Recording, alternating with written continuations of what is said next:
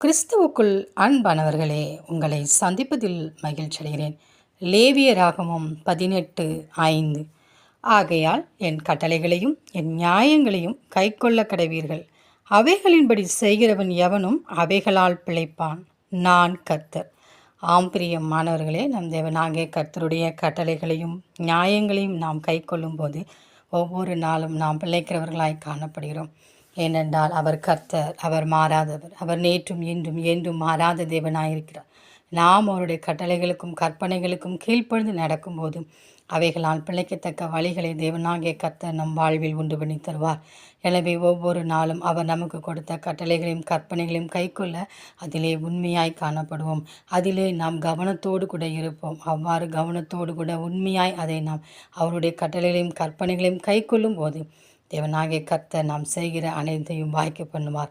நம்மை பிழைத்து இருக்க அவர் உதவி செய்வார்.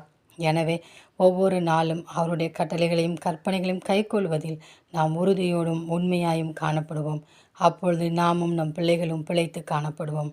அவர் கர்த்தர், மாறாதவர், என்றென்றும் நம் நடுவில் இருக்கிறார். அந்த தேவனின் அன்பு கரங்களை நாம் பற்றி கொண்டு அவரோடு கூட வாழ்வோம். ஆமேன்.